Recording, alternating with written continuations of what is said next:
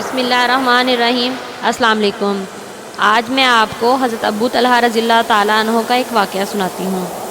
حضرت ابو طلحہ رضی اللہ تعالیٰ عنہ ایک مرتبہ اپنے باغ میں نماز پڑھ رہے تھے۔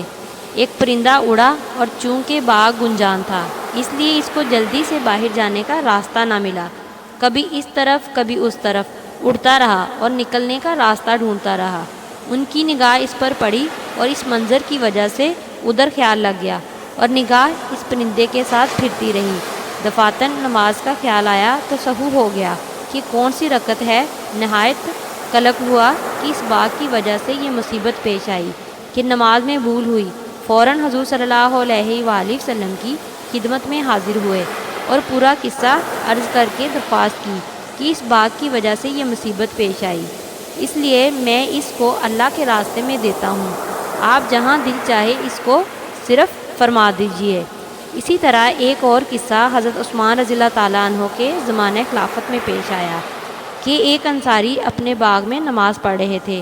کھجوریں پکنے کا زمانہ شباب پر تھا اور خوشے کھجوروں کے بوجھ اور کثرت سے جھکے پڑے تھے۔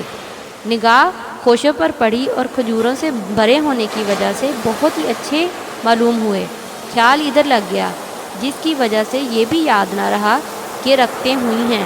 اس کے رنج اور صدمے کا ایسا غلبہ ہوا کہ اس کی وجہ سے یہ ٹھان لی کہ اس باغ ہی کو اب نہیں رکھنا، جس کی وجہ سے یہ مصیبت پیش آئی۔